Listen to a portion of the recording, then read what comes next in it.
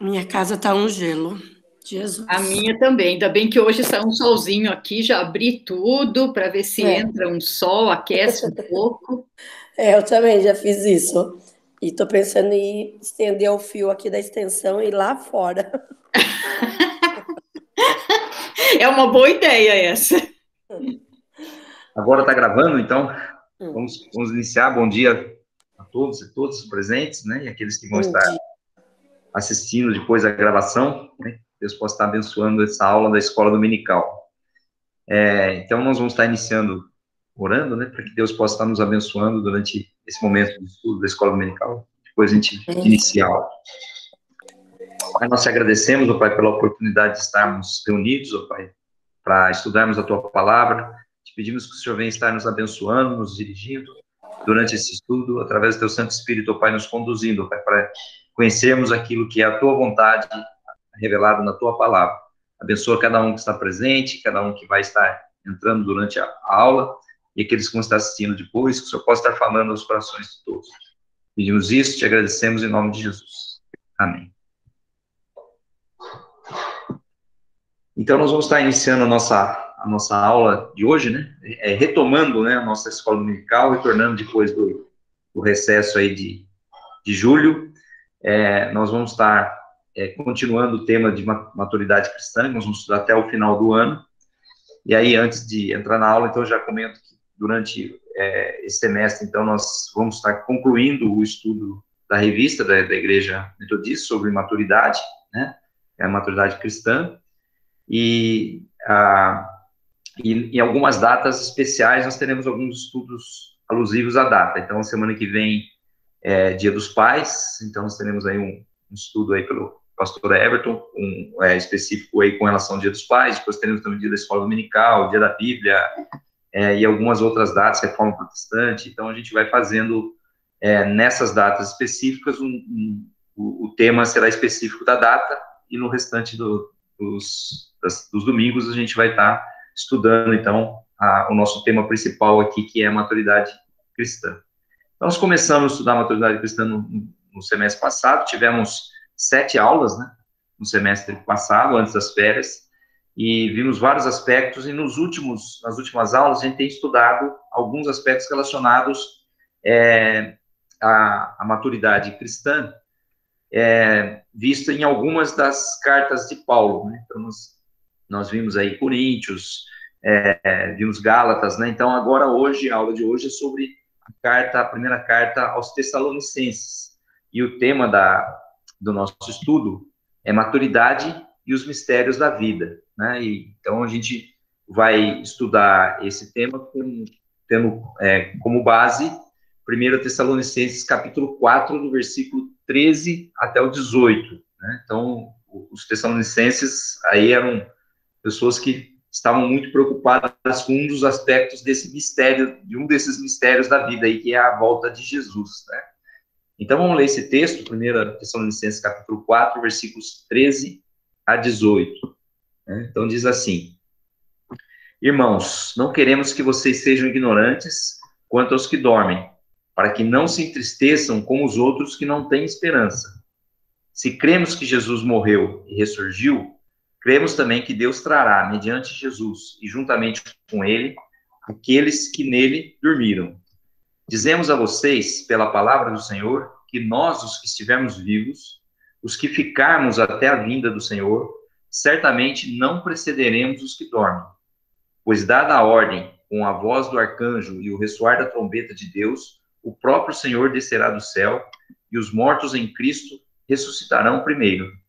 Depois disso, os que estivermos vivos, seremos arrebatados juntamente com eles nas nuvens, para o encontro com o Senhor nos ares. E assim estaremos com o Senhor para sempre. Consolem-se uns aos outros com estas palavras. Amém. Esse texto é um texto bastante conhecido, e ele fala, então, sobre um pouco de escatologia aí, né? A carta aos Tessalonicenses, as duas cartas falam muito sobre escatologia, né? Fala sobre coisas que hão de vir, né? E principalmente aí com relação à volta de Jesus, que era uma coisa que os Tessalonicenses, com certeza, né? Era algo que impactou bastante, né, na mensagem de Paulo esse aspecto, né? Então, o nosso tema de hoje é mistérios da vida. Aí os irmãos, se quiserem, durante a aula, falando, pode abrir o microfone e falar, né? Ou se quiser escrever aí no chat também, né? Eu vou estar, olha, tô com o slide aberto aqui, eu não consigo ver toda hora o chat, mas de vez em quando eu dou uma olhada, dou uma passadinha aqui para ver. Então, o tema é mistérios da vida, né? O que são mistérios da vida? Na verdade, são coisas para as quais nós não temos uma resposta, né? Então, está escrito aí no nosso estudo, né? Na vida, nos deparamos com questões cuja razão não é suficiente para responder. Então, tem certas coisas que a gente não consegue responder racionalmente, né?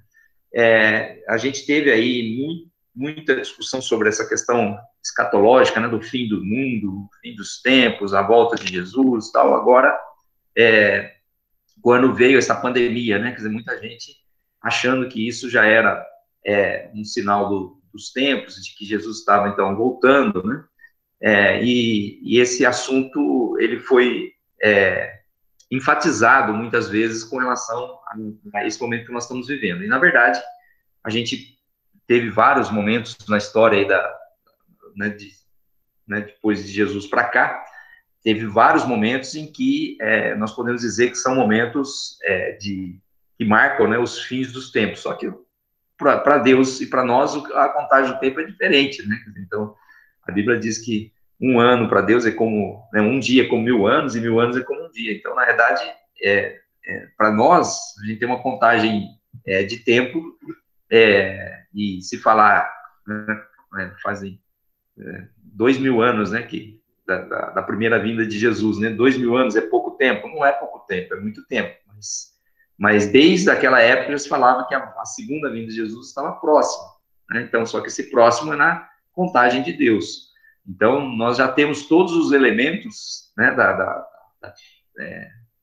profetizados na Bíblia, né, para dizer que Jesus pode voltar a qualquer momento, pode voltar agora, enquanto a gente está aqui nessa aula, né, mas a decisão, né, de quando será essa volta essa decisão pertence a Deus e ele não revelou, né? Então, acaba sendo um mistério. E quando a gente trabalha com mistério, quer dizer, então, a volta de Jesus, né, ou vida após a morte, como está aí, né, uma delas, né? Por exemplo, sobre a vida após a morte, né? Como é que é a vida após a morte, como é que é o céu, né, as suas de ouro, né, como é profetizado na palavra. Então, a gente consegue ter alguma informação na palavra, na Bíblia, consegue visualizar, mas você não consegue ter uma visualização perfeita de como que vai ser, né? Então, diante dessas situações, né, o que a lição nos vai apresentar hoje é que apenas a fé nos ajuda a responder a essas inquietudes, né? Então, na verdade, a ideia da lição de hoje é trabalhar maturidade como sendo um aspecto em que nós desenvolvemos a nossa fé para crer em Deus, né, diante dos mistérios da vida. Quer dizer, nós não devemos tentar entender esses mistérios além do que está revelado na palavra de Deus, né, mais ou menos isso, né? Então, só que esse aspecto, esses aspectos, né, dos mistérios da vida, afetam, né, muitas vezes, muitas pessoas de maneira diferente, né? Tem muita gente que é aficionado por esses mistérios e quer desvendar esse mistério de todas as formas, né?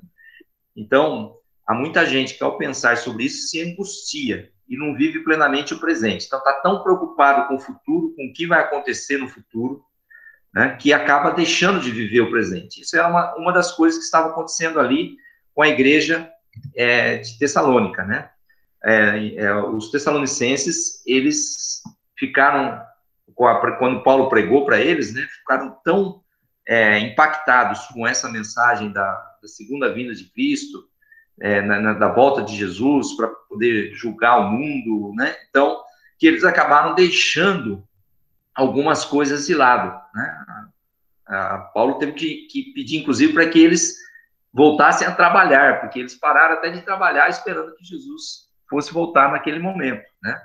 E Paulo, então, usa essa carta para explicar, né, para eles que a data ninguém sabe. A gente tem que estar preparado, a gente tem que estar pronto, a gente tem que estar se preparando para isso, mas a gente tem que tocar a vida normalmente, né, estando preparados para esse momento da volta, que pode acontecer a qualquer instante, mas não significa que vai acontecer enquanto a gente ainda está vivo. Pode acontecer agora, como pode acontecer depois da nossa morte, né? Então, na verdade, era isso que Paulo falava aos Tessalonicenses nessa carta. Então, e nessa lição nós vamos ver como que essa comunidade foi desafiada a lidar com a questão da volta de Jesus, que é um dos mistérios da fé cristã, né? E aqui um aspecto importante, né? Quer dizer, a igreja madura, ela precisa saber lidar com os mistérios da fé, assim como precisa saber lidar com as outras coisas. E eu gosto muito desse versículo, Deuteronômio 29, 29, né? Mais de 10 anos eu ministrei na classe dos jovens, na nossa escola dominical, um estudo sobre escatologia, né? Estudou Apocalipse, Daniel, né? Os textos proféticos aí do fim dos tempos, em Mateus 24, né? Primeira e segunda Tessalonicenses tem muita coisa, né? 1 Coríntios também, capítulo 15. Então, a gente tem vários textos, né, que falam sobre esses aspectos, né, da segunda vinda de Jesus, o que vai acontecer, milênio e grande tribulação, no Apocalipse, fala, no Daniel, né? E aí, a gente tem muita curiosidade, muitas vezes, sobre isso. Então, todas as vezes que a gente ia estudar isso, né, lá na classe de jovens, eu sempre citava, praticamente todas as aulas, a gente citava esse versículo, Deuteronômio 29, 29, que diz que as coisas encobertas pertencem ao Senhor. As reveladas pertencem a nós, aos nossos filhos, para que cumpramos todas as palavras desta lei. Então, Moisés coloca isso para o povo, dizendo, né, as coisas encobertas pertencem ao Senhor, não pertencem a nós, né? Agora, a nós pertencem as coisas que foram reveladas, e essas coisas que foram reveladas são reveladas para que a gente possa cumprir a palavra de Deus. Então, o que é que Deus revela acerca desses temas, desses mistérios da vida? Isso é o que importa para nós, né? E ele revela que ele vai voltar. Ele revela que nós temos esperança de viver após a morte. Ele nos revela que nós estaremos para sempre com ele. Então, isso é o que é revelado. E é nisso que nós temos que... a nossa fé tem que ser alicerçada nisso. Agora, os detalhes de como vai ser, quando vai ser, né? Eu lembro que quando foi criado o cartão de crédito, né? Falava, agora com o cartão de crédito não vai ter mais dinheiro em papel, né? Então, significa que já é o fim do mundo, Jesus vai voltar, isso daí já é a marca da besta, não sei o quê. Então, na verdade, a gente acaba muitas vezes vendo os sinais que a gente percebe dos tempos que nós vivemos e achamos, muitas vezes, que isso já é a forma como Deus vai conduzir, né, esse momento que é conhecido na Bíblia aí como o tempo dos fins, ou fim dos tempos, né? E muitas vezes isso tira a gente do foco, né, de caminharmos, de pregarmos o evangelho, de vivermos nossa vida, de fazermos a nossa missão, cumprirmos a nossa missão, né, a nossa parte, achando que ali está alguma coisa que vai mudar, que vai ser o momento do fim. E, na verdade, lógico, a gente tem que estar atento a todas essas coisas, a gente começa a olhar, tem vários aspectos, né, que a gente observa nas coisas que estão acontecendo na realidade, que comprovam muitas das coisas, que a confirmação de muitas das coisas que foram previstas na Bíblia, né? E, lógico, que a gente tem que estar atento a isso, mas a nossa vida tem que estar pautada, né, tem que estar centrada, tem que estar alicerçada na esperança da volta de Jesus, né? E quando ele voltar, nós vamos saber que ele voltou, né? Porque a Bíblia diz que todos os olhos vão ver, né? Não vai ter ninguém que não vai conseguir ver, né? Então, nós não temos que ficar preocupados em como vai ser, nós temos que estar preparados para esse momento, né? E o que acontecia lá com a igreja de Tessalônica é que, com a pregação de Paulo, ela imaginava que isso podia estar acontecendo, iria estar acontecendo naqueles instantes, e pararam suas vidas, né? Praticamente interromperam as suas atividades, os seus planos e tudo mais, aguardando a volta de Jesus, né? E aí começaram a morrer pessoas daquela comunidade, né? E eles começaram a ficar preocupados, mas e aí? Fulano morreu e não viu a volta de Jesus, o que vai acontecer com ela, né? Então, uma série de coisas, e então Paulo escreve essa carta para orientar o povo lá de Tessalônica, né? Então, vamos entrar no texto para a gente conseguir entender um pouquinho melhor. Primeiro, Tessalônica era uma cidade muito grande da Macedônia, que era uma importante rota comercial, ela praticamente interligava o Ocidente com o Oriente, né? E por causa das rotas comerciais que passavam por lá, e foi fundada aí por Paulo durante sua segunda viagem missionária. Depois, quem quiser ler o texto aí, entre Atos 16 e 18, consta essa parte, e diz que Paulo, Silas e Timóteo estavam viajando ali, né, naquela região, e eles passaram por várias cidades, e a Bíblia diz no capítulo 16 lá que eles foram impedidos de entrar naquelas cidades. Então, eles queriam entrar lá, eu não lembro agora quais são, acho que é Frígia, tinha algumas outras cidades lá, né? Eles queriam entrar naquelas cidades, mas foram impedidos. E aí, numa noite, Paulo teve um sonho onde um homem da Macedônia dizia para ele, né, venha para Macedônia, passe para Macedônia. Então, ele entendeu que era uma mensagem de Deus dizendo que eles deveriam ir para Macedônia. Então, eles vão para Macedônia, então eles deixam aquele onde eles estavam ali, onde eles estavam tentando ver as cidades ali, em qual cidade entrar, e eles vão para Macedônia, vão primeiro para Filipos, né? E a Macedônia, então, tinha muitas características aí, muito marcada por Alexandre, né? Tanto que Filipo era uma cidade que foi criada em homenagem ao pai de Alexandre, chamado Filipe, né? E Tessalônica era o nome da irmã de Alexandre, né? Então, na verdade, ali havia muitos aspectos da cultura grega, né? E eles vão ali para Filipos, né? Pregam ali em Filipos, né?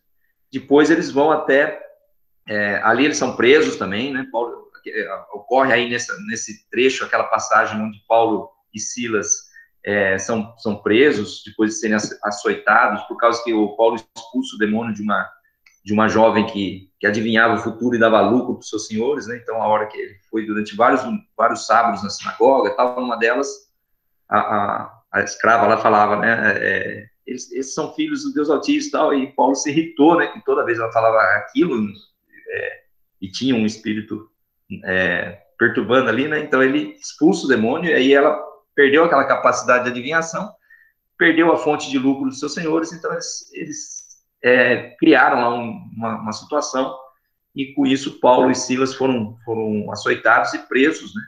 E aí Paulo e Silas cantavam na prisão quando houve um terremoto, todos ficaram livres, o carcereiro ia se matar, e aí então Paulo fala, não faça isso, todos nós estamos aqui, né? E aí então ele pergunta, né, o que eu preciso fazer para ser salvo? E aí Paulo então prega o evangelho para ele, né? E fala que crê no Senhor Jesus, será salvo tu e tua casa, né? Então, um versículo bastante conhecido aí do livro de Atos, ocorre nesse período. E aí eles são libertos da prisão, e aí ele vai até Tessalônica. E lá, então, ele funda essa igreja lá em Tessalônica, onde Paulo ficou 3 semanas apenas, né? E já houve um tumulto muito grande lá, e Paulo precisou, então, fugir ali de Tessalônica. Mas 3 semanas foram suficientes para criar essa igreja, com uma mensagem muito forte relacionada à questão da segunda vinda de Jesus, porque o tema da carta é esse, né? Então, a primeira carta aos Tessalonicenses, primeiro que ela é o documento mais antigo, né? Na verdade, por quê? Paulo prega ali, em 3 semanas, aí ele é obrigado a fugir, e ele acaba fugindo, depois vai para Bereia, né? Depois vai para outras cidades, e acaba indo para Atenas, e ele acaba enviando Timóteo para continuar o trabalho lá com os Tessalonicenses, e depois de algum tempo, Timóteo vem se encontrar com Paulo e fala a respeito do que estava acontecendo na igreja, então Paulo já escreve essa carta. Então, provavelmente, é o documento mais antigo do Novo Testamento, é a primeira carta escrita por Paulo, né?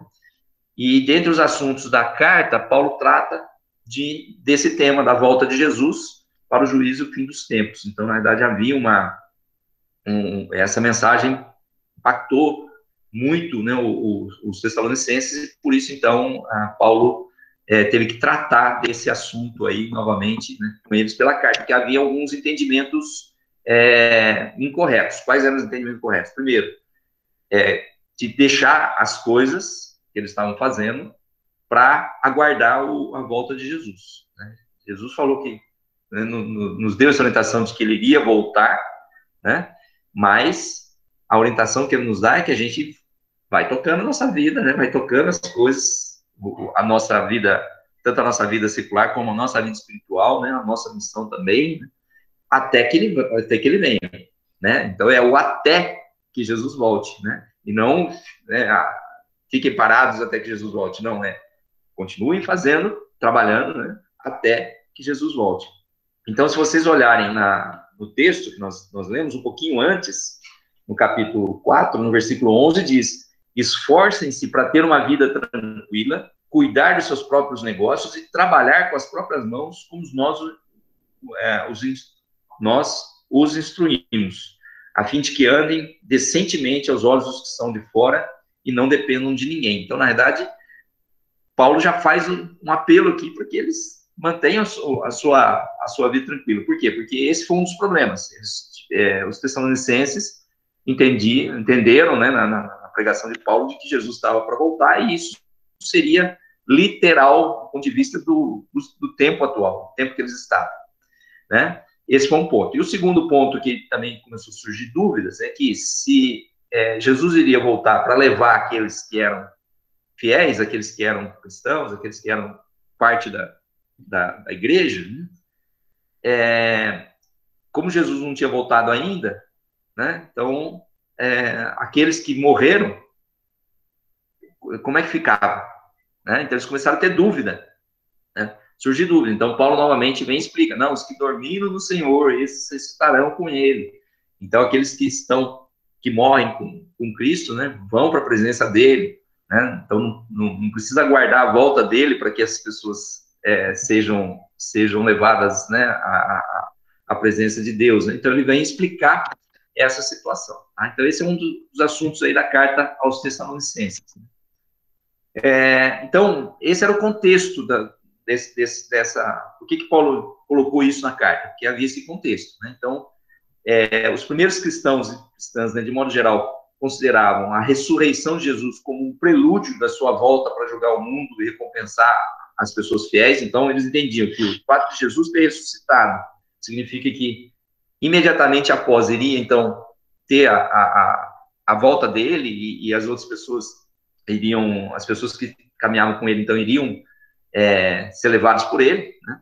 Então, veja, a expectativa da segunda vinda de Cristo existe desde aquela época, né? E olha que nós estamos falando do ano 50 aí, né? A crucificação de Jesus foi no ano 33, né? Então, quer dizer, a gente está muito próximo e já havia essa expectativa, né? Hoje, 2000 anos depois, quase, né? A gente continua com essa expectativa. E às vezes a gente tem a impressão de que agora que nós estamos aguardando a vinda de Cristo, e que as pessoas lá atrás não aguardavam também. Provavelmente, a geração de Paulo imaginava que Jesus iria voltar naquela geração. E assim com todas as gerações que vieram daqui até a nossa geração. Nós hoje achamos que Jesus vai voltar na nossa geração. Pode ser que não volte. E aí a próxima geração vai continuar achando que Jesus vai voltar naquela geração. Por quê? Porque, na verdade, o tempo nosso, o tempo de Deus, é diferente. Mas o princípio que está colocado, de novo, voltando a Deuteronômio 29, 29, né? As coisas reveladas, elas são reveladas no sentido de que a gente tem que estar pronto, preparado. Por quê? Porque se Jesus não voltar na nossa geração, nós vamos ao encontro dele, né, quando nós morrermos, né? Quer dizer, nós vamos... então, não há uma condição, né, de que não, só vou estar com Jesus se para sempre, né? Se Jesus voltar enquanto eu estiver vivo, não, né? Por exemplo. E é isso que Paulo então tenta explicar nesse texto quando ele coloca, então, que primeiro vão os que morreram antes vão ressuscitar primeiro, né? Esses vão ressuscitar e depois os outros vão se juntar a eles, né? Então esse é um primeiro aspecto, né? O outro aspecto do contexto aqui é que diz aqui, né, que o nosso estudo, né, que os tessalonicenses pareciam, achavam, né, que Jesus estava atrasado, né? Mas peraí, Jesus não voltou ainda, né? Mas não era para voltar? Já não era para ele ter voltado? Né? Então aí isso começou a levar a dúvida, né? Então, levar a dúvida, por quê? Eles estavam acreditando que aquilo ia acontecer naquele momento, aí não acontece, então começa a gerar algum problema, né? É que nem a Bíblia fala que a volta de Jesus, né, não tem data marcada, somente o Pai sabe, né? E ele não revelou para ninguém, né? E eu lembro de um pastor uma vez falando sobre esse assunto, ele falou, e ainda se alguém, e tem gente que fica chutando lá, falando, vai voltar em tal época, em outra época, e até brincou assim, né, que se alguém acertar no chute, né, qual é a data que Jesus vai voltar, Deus muda essa data só para ninguém acertar, né? Então, é uma brincadeira, lógico, né? Mas assim, então ninguém sabe a data. A gente já teve aí várias pessoas que marcaram data, né? Vários pregadores aí que falaram, vai voltar, seitas, inclusive, né? Eu lembro, há muitos anos atrás, eu nem estava aqui em Piracicaba ainda, acho que morava em Assis, né? Teve uma seita lá, acho que chamava Borboletas Azuis, né? Que era no Nordeste do Brasil. Marcou um dia que ia ter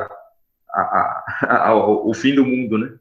E chegou aquele dia, não aconteceu nada, a seita acabou, né? Quer dizer, na verdade, cada um, né, foi para um lado, perdeu totalmente a credibilidade, né? E assim como muitas vezes, alguns pregadores acabam colocando, né, datas, começa a fazer cálculos e fala, né, algumas contas de alguns itens que estão na profecia e que já se cumpriram, e aí coloca lá algumas datas, né? E acabam muitas vezes não acertando, né? E acabam caindo em incredulidade, né? Então, o que acontecia ali era que as pessoas estavam aguardando imediatamente a volta de Jesus não voltava, e as pessoas então começaram a duvidar. E além disso também, os tessalonicenses, essa questão que eu já comentei, né, que receavam que as pessoas já falecidas não tivessem, então, essa alegria de participar desse momento da volta de Jesus, né? Então, o aspecto principal aqui é esse, né, no contexto. O que essa expectativa que os tessalonicenses estavam tendo estava gerando de problema. Tem algum problema você esperar ansiosamente a volta de Jesus? Não tem nenhum problema você esperar ansiosamente a volta de Jesus. Inclusive, em Apocalipse fala, né, que a gente deve dizer, né, ora vem, Senhor Jesus, Maranata, né, que é o termo, acho que grego, né? Ora vem, Senhor Jesus, venha, né? Então, desejarmos a volta de Cristo. Mas o problema é que essa expectativa de uma volta iminente, né, fez com que ele se desviasse, né?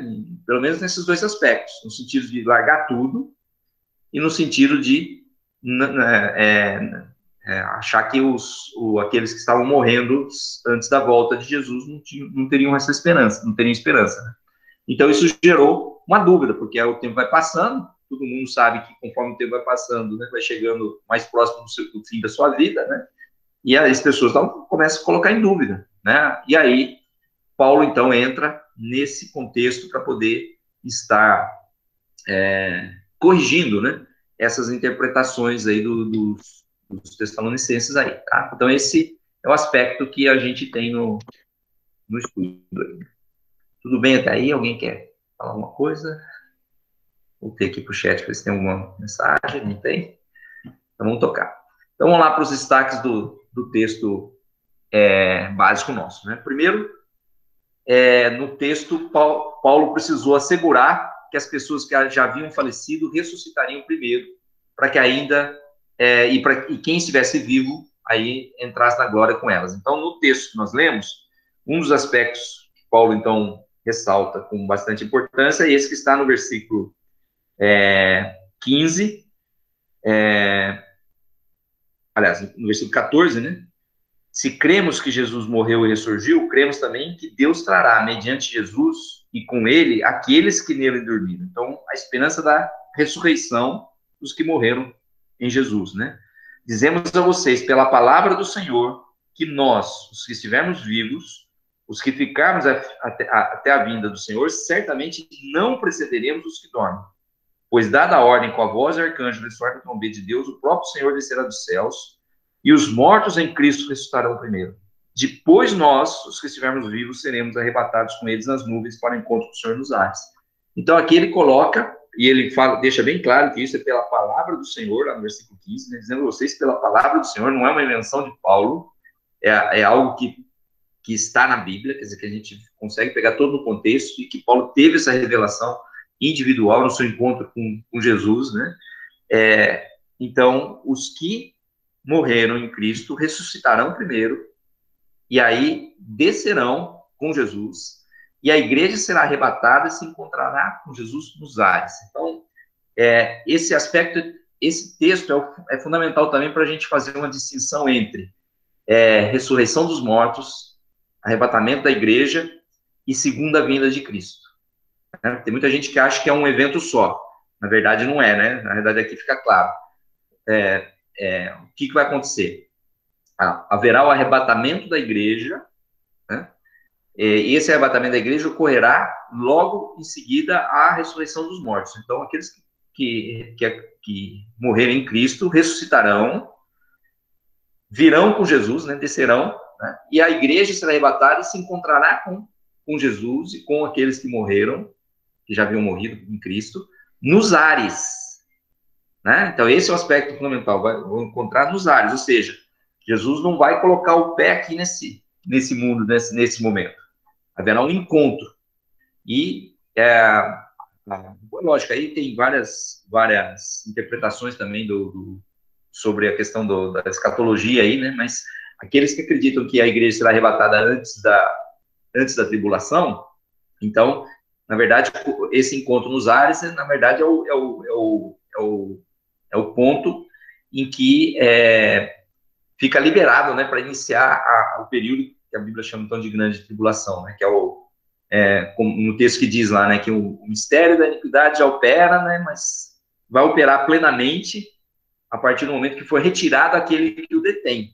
E quem é que o detém? É o Espírito Santo. Então, nesse momento, a igreja com o Espírito Santo, a igreja sendo arrebatada, né, nesse encontro, há a possibilidade da implantação, né, desse ministério seria o governo do anticristo, né, que seria então durante esse período da grande tribulação. E ao final da grande tribulação haverá a segunda volta de Jesus, que é o Apocalipse fala do cavaleiro branco, não daqueles 4 cavaleiros, né, o outro cavaleiro branco, que Jesus volta juntamente com todos os santos, e ele vem para destruir, então, o anticristo e o falso profeta, né? E depois, então, iniciar o milênio. Então, há uma distinção aqui, né? Que é importante também a gente ter no contexto aí do panorama bíblico, né? Então, esse ponto que Paulo está falando, que Paulo está orientando, dizendo é o momento do arrebatamento da igreja. Então, o momento que se inicia essa volta de Jesus. Quer dizer, quando, então, Jesus vai encontrar com a sua igreja nos ares, né, nas nuvens, né, então, primeiro, os mortos ressuscitariam, aqueles que morreram em Cristo vão ressuscitar, e os que estão na terra, então, vão ser arrebatados, né. Esse é o princípio que está colocado aqui, e Paulo precisou, então, falar disso nesse texto, para poder, então, tranquilizar um pouco os tessalonicenses que estavam, então, inquietos com isso, né. Nos versículos 13 e 14, que é no início do texto, né, então, irmãos, não queremos que sejam ignorantes quanto aos que dormem, para que não se entristeçam como os outros que não têm esperança. Se cremos que Jesus morreu e ressurgiu, cremos também que Deus trará, mediante Jesus, e com ele, aqueles que nele dormiram. Então, essa primeira parte do versículo, Paulo combate a desesperança, ele traz a esperança. Então ele fala, não sejam ignorantes, né? Como os outros que não têm esperança. Então ele está dizendo, ó, vocês que são transformados por Jesus, vocês têm que ter esperança, né? Porque o evangelho de Jesus é um evangelho de esperança, não é um evangelho de desesperança. Então ele combate essa desesperança e apresenta então Jesus ressurreto como fundamento dessa esperança. Então, se Jesus ressuscitou, nós também ressuscitaremos. Aqueles que morrem em Cristo também ressuscitarão, né? Então, esse trecho, né, ele então enfatiza que é Cristo quem possibilita a ressurreição de quem nele crê. Ou seja, nós podemos crer, né, porque Jesus ressuscitou. Nós cremos que Jesus ressuscitou, então nós cremos que nós também seremos ressuscitados. É Ele, Jesus. Nós, por nós mesmos, não temos capacidade, mas é por Cristo, por Jesus, porque Ele ressuscitou dos mortos, né? E ele deixa claro, então, nessa restauração ou renovação da esperança, né, para os Tessalonicenses, de que a relação entre Jesus e o seu discípulo não é destruída por nada, nem pela morte. É uma relação que independe do tempo, é uma relação que independe de qualquer circunstância. Então, ele, nessa primeira parte, ele tenta tirar essa preocupação que os Tessalonicenses estavam tendo em relação àqueles que morreram, que estavam morrendo, né, sem ter visto, né, a volta de Cristo. Então, ele fala, não se preocupem com isso. Na verdade, se morrermos antes, nós seremos ressuscitados, né? Então, é isso que Paulo tenta trazer, né, como nova esperança, renovar a esperança na vida daqueles cristãos lá de Tessalônica, né?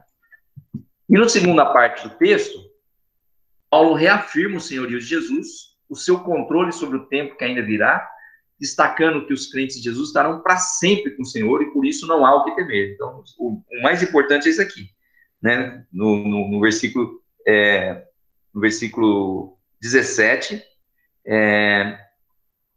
no final do versículo 17 diz, e assim estaremos com o Senhor para sempre.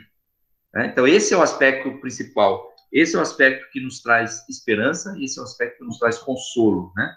E depois fala, no versículo 18, né? Consolem-se uns aos outros com as palavras. Então, Paulo incentiva a comunidade a consolar-se mutuamente para que a desesperança não tenha vez diante da morte dos seus queridos e queridas.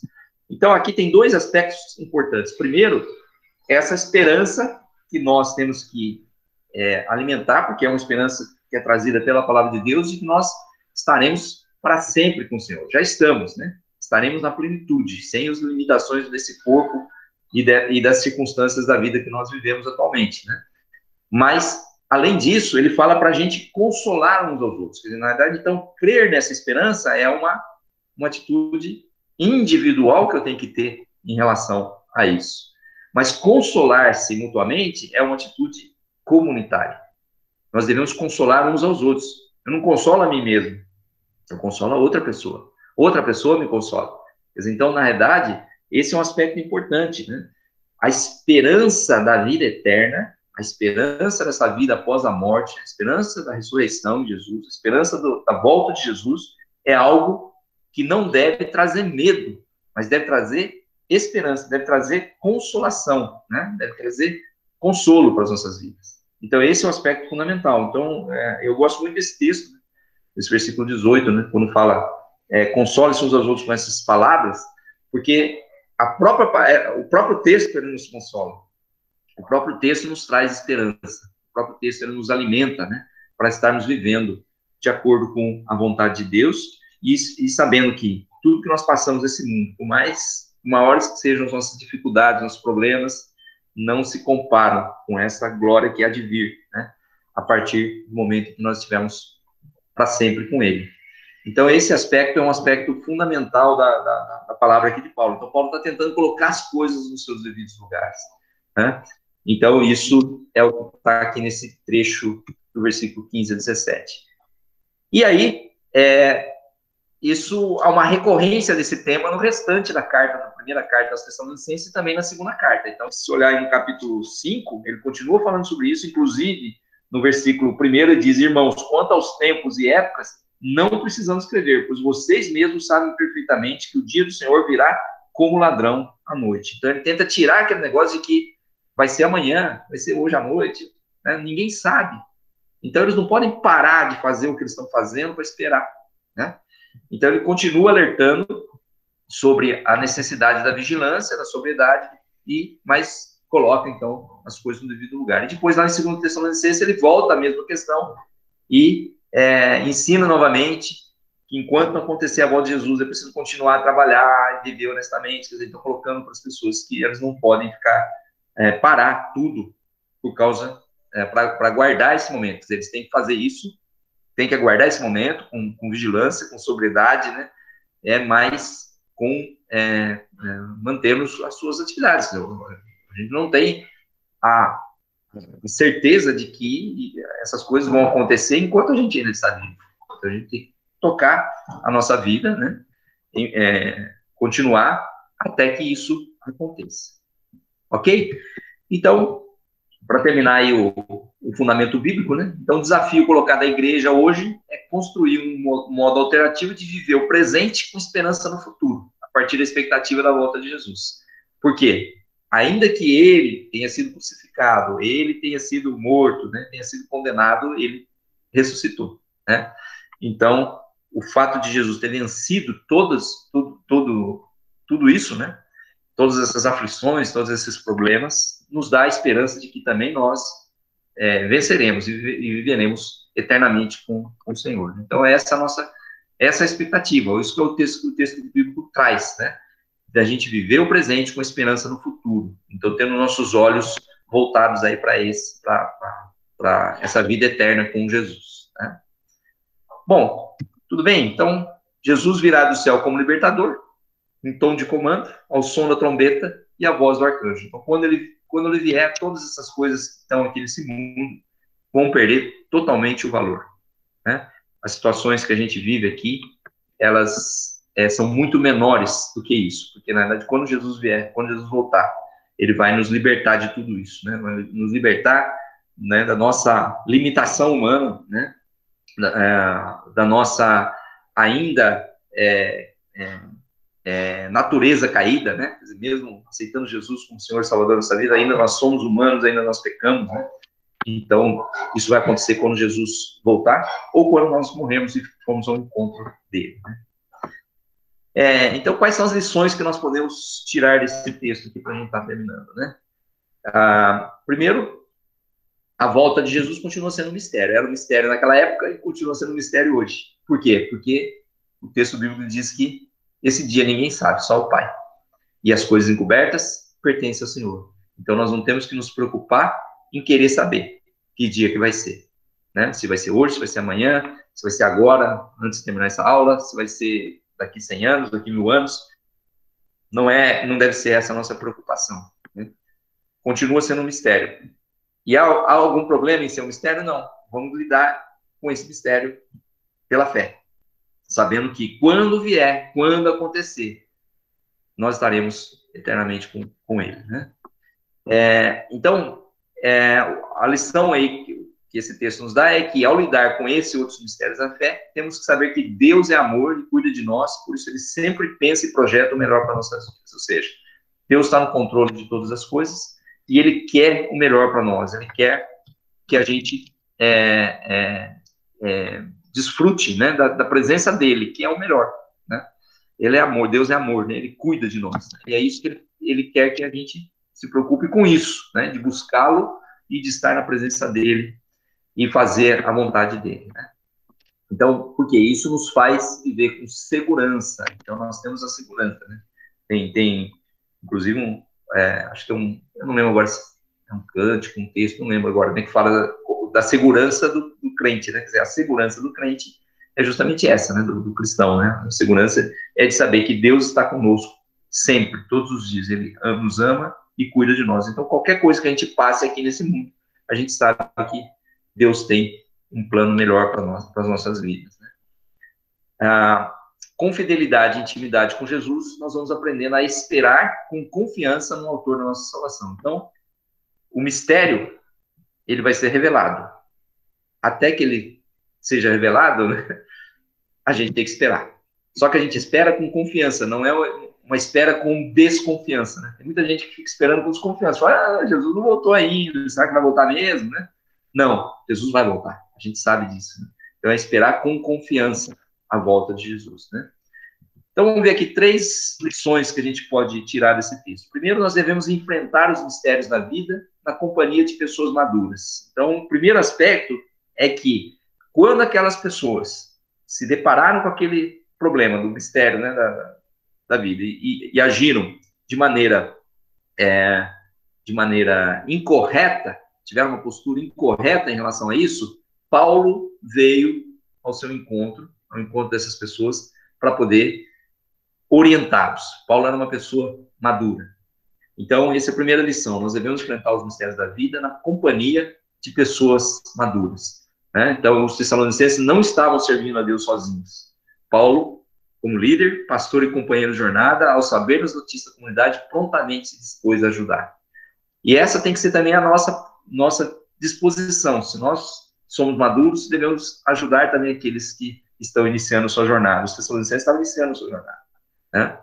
E sempre tem pessoas mais maduras do que nós, então nós também devemos contar com a ajuda das pessoas mais maduras, né? Então, mesmo à distância, Paulo não estava lá, inclusive ele teve que sair fugido, né? Não podia voltar lá. Ele compartilhou orientações maduras para conduzir a comunidade para fora da crise instaurada, né? Mesmo sem ter todos os recursos que a gente tem hoje, né? Que tem aqui, nós estamos à distância, mas estamos online aqui nessa aula, ou temos e-mail, temos aplicativos de mensagens, um monte de forma de conseguir falar rapidamente. Paulo não tinha. Ele escreveu uma carta, que essa carta teve que ser enviada por alguém que teve que se deslocar de onde Paulo estava até Tessalônica, entregar essa carta ter sido lida, né? Então, mas mesmo assim, apesar dessa distância e do tempo que leva até para todo esse processo, ele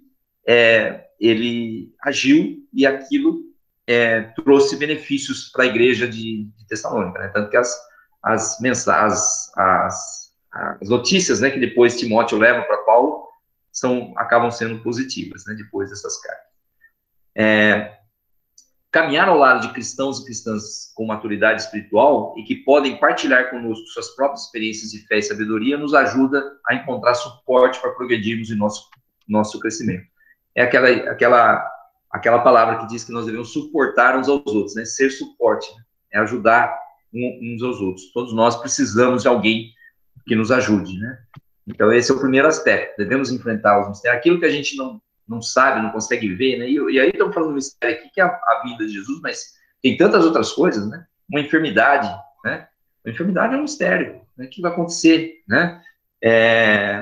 Uma situação, né, da vida, né? Qualquer outra situação, ela é um mistério. E a gente pode e deve, né, contar com suporte uns dos outros, né? A segunda lição que nós aprendemos é que nós devemos enfrentar os mistérios da vida com fé. A fé, aquilo, volta lá no início, no primeiro slide, lá falava, né, que tem certas coisas que não dá para a gente tratar racionalmente. Os mistérios não dá para a gente tratar racionalmente, né? A gente tem que tratar pela fé, né? Então, o povo lá de Tessalônica estava lidando com uma situação acima de sua própria capacidade de compreensão. Estavam tentando imaginar como é que seria aquilo, né? Então, além da questão da volta de Jesus, também o tema da morte, né? Então, as pessoas estavam morrendo naturalmente, né? Pessoas da comunidade faleciam e eles começavam a ficar com dúvida, né? Então, o que a experiência das comunidades nos ensina é que somente a fé nos possibilita ir além de qualquer capacidade ou habilidade humana de compreender os mistérios da vida. Então, nós não conseguimos compreender humanamente. Então, somente com a fé nós podemos ir além. Isso significa o quê? Que nós vamos entender o que vai acontecer depois? Não.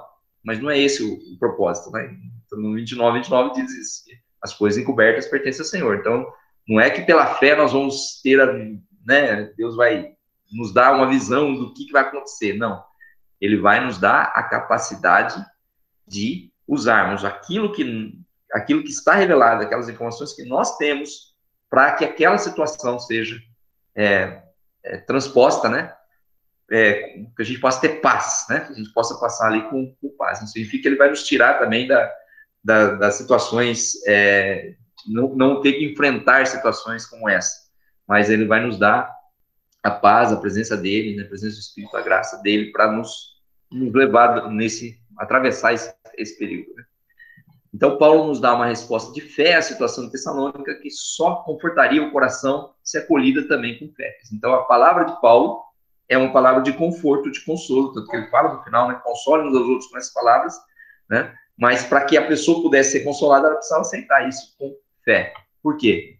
Afirmar que Jesus ressuscitou e que voltará na companhia daqueles e daquelas que dormem só faz sentido na vida de quem já crê.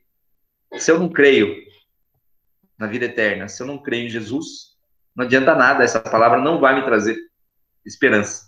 Só vai trazer esperança para quem já crê, né? Para quem crê que Jesus nos deu a salvação e nos deu a vida eterna, né?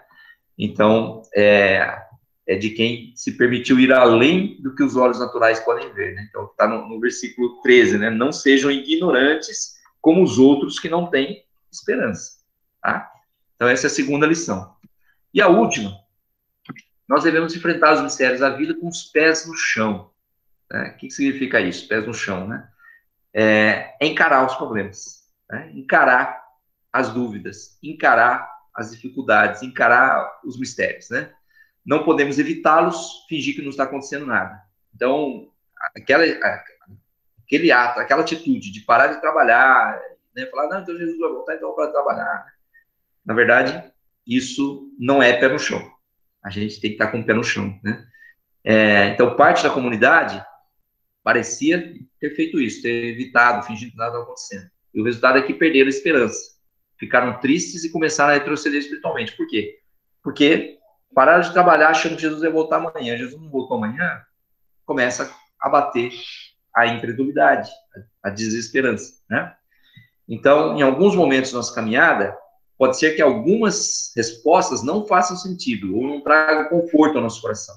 Nessas horas é imprescindível colocar os pés no chão, respirar fundo e buscar ajuda. Versículo 18 aí que fala do consolo, né? Quer dizer, então buscar ajuda com pessoas mais maduras, mais experientes, né? Então ter os pés no chão significa encarar os problemas, encarar os mistérios aí da vida, aquilo que a gente não tem resposta, né? O mistério da vida seria aquilo que a gente não tem resposta. Então, tem muitas coisas que a gente muitas vezes coloca diante de Deus pedindo uma resposta e não tem resposta. A gente não tem essa revelação. Mas, de novo, Deuteronômio 29 diz, as coisas encobertas pertencem ao Senhor, mas as reveladas, mas aí está o segredo de tudo, mas as reveladas pertencem a nós e aos nossos filhos para que cumpramos todas as palavras dessa lei, ou seja, para que a gente viva na palavra de Deus, viva de acordo com a vontade de Deus, né? Então, a fé é fundamental para isso, né? E a fé é a certeza daquilo que nós não vemos. A gente não vê a volta de Jesus, a gente não vê a vida após a morte, né? A gente não consegue enxergar, mas espiritualmente nós conseguimos ter certeza disso, né? Então, isso não é um convite à alienação diante do inexplicável, né? Então, vamos abandonar tudo, não questionar nada, não é isso, né? E nem a desvalorização do uso da razão. Dizer assim, não, a razão não serve. Não, a razão serve muito, né? Deus nos deu razão. Salomão, quando Deus falou que ele podia pedir o que ele quisesse, ele pediu sabedoria, né? E Deus deu sabedoria a ele, então Deus nos dá sabedoria. Então, o uso da razão é importante. Então, isso não é nem convite à alienação, nem desvalorização da razão, mas é um desafio para confiarmos no que diz a palavra do Senhor diante dos mistérios e dúvidas que surgem na vida. Então, é um desafio para que a gente confie, para que a gente tenha a fé, né? Ela se materializa nessa confiança em Cristo. Acho que alguém mandou alguma mensagem aqui, não, né? Não, é que eu tinha caído e voltei. Então tá jóia. Foi esse o barulho. Então tá, é que eu tô olhando pro slide aqui, aí deu um bip e eu voltei aqui, mas tá jóia, obrigado. Estamos terminando então, né? Então, amadurecer na fé, o nosso tema é maturidade, né? Amadurecer na fé nos permite encarar esses mistérios sem nos desviar da verdade do Evangelho. Ou seja, à medida em que nós buscamos maturidade, buscamos conhecer mais a palavra de Deus, buscamos vivenciar mais a nossa experiência com Deus, nós somos também levados a encarar esses mistérios de acordo com a palavra de Deus. Ou seja, pegar a segunda parte do Deuteronômio 29, né? As coisas reveladas pertencem a nós. As encobertas pertencem ao Senhor, mas as reveladas pertencem a nós. Para que nós cumpramos a palavra, né? Então, para que a gente ande segundo a vontade de Deus, né? Então, para terminar agora, né, conclusão. Né? 1 Tessalonicenses nos ajuda a pensar melhor acerca da nossa caminhada espiritual, porque as dúvidas que os tessalonicenses tinham, e muitas vezes as posturas incorretas que eles tinham diante das dúvidas, é também algo que acontece na nossa caminhada espiritual. Então, nós precisamos olhar na carta de Tessalonicenses o que Paulo orienta os tessalonicenses, porque também é uma orientação que serve para nós, para nossas vidas. Diversos desafios e mistérios estão diante de nós, com grande potencial de nos desanimar, isso é verdade. Quer dizer, na verdade, o fato de sermos cristãos não nos tira os desafios, não nos tira as dificuldades, né? Ela faz apenas com que a gente possa ter esse olhar que vai além, né? Quer dizer, a gente conseguir olhar para aquele que está acima dos problemas e das dificuldades, né? Mas os desafios acontecem, então a gente precisa também nós não podemos desanimar, né, diante desses desafios. Então, há um caminho preparado por Deus a fim de nos conduzir em maturidade diante das situações. Crer pela fé. Então, a gente volta nesse ponto, né? Crer pela fé. Nós precisamos crer naquilo que a gente não consegue ver, né? Como, por exemplo, a segunda vinda de Jesus, como a vida após a morte, né? A vida eterna. Isso a gente não consegue ver, mas a gente consegue crer, a gente pode crer pela fé. E devemos encarar com fé os mistérios, desafios e conflitos de nossa jornada, sempre nos animando e consolando em amor e com boas e verdadeiras palavras. Então, na verdade, esse é o desafio para as nossas vidas hoje. E é isso que a lição nos ensina. Paulo trouxe uma palavra para aqueles cristãos de Tessalônica, né, que estavam enfrentando aqueles desafios em relação aos mistérios da vida aí, né? E ele então traz uma palavra de conforto, uma palavra de ânimo, uma palavra que faz com que as coisas se encaixem nos seus devidos lugares. Então, é isso que nós devemos buscar fazer também, né? Quer dizer, encarar com fé esses mistérios, né? E os problemas, as dificuldades, os conflitos, né? E buscando na palavra de Deus ânimo e também no consolo que nós devemos praticar enquanto membros do corpo de Cristo, uns com os outros, né? Consolem-se mutuamente, né? Consolem-se uns aos outros com essas palavras. Então, que a gente possa também estar ministrando palavras de esperança, palavras de consolo, de conforto, de entendimento, porque muitas vezes o problema do mistério é a falta de entendimento, né? Às vezes a gente fala assim, por que tal coisa aqui, o que é isso, tal, e às vezes a resposta já está dada, é revelada, e às vezes a pessoa não tem isso, não teve, não conheceu, então alguém pode ajudar a fazer conhecer. Então, nesse sentido, a própria escola dominical é útil também, porque é um momento que a gente aprende, é um momento que a gente estuda a palavra e aprende muitas coisas também, e que também nos dão mais uma base, né, um fundamento para que a gente possa estar confiando mais, né? A fé vem do ouvir e ouvir da palavra de Deus. Então, na verdade, a palavra de Deus está na base. Sem a palavra, não existe a fé, né? Então, a gente precisa conhecer a palavra e precisamos crer que essas palavras reveladas, né, pelo Senhor, elas nos levam a superar todas essas dificuldades. Não no sentido de que elas vão deixar de existir, os mistérios vão deixar de existir, não. Mas a gente conseguir conviver com eles, superando com ânimo, com esperança, né, com gratidão, com louvor a Deus, com oração, né? Acho que esse é o nosso estudo de hoje, né? Eu abro aqui se alguém quer fazer alguma pergunta, ou discordar de alguma coisa, ou fazer algum comentário, à vontade, antes da gente encerrar nossa aula aqui, inclusive até já passou do horário. Nenhuma pergunta? Não? Então, vamos estar orando aqui, encerrando. E a gente pode abrir depois as câmeras para tirar uma foto. Vamos estar orando primeiro, então.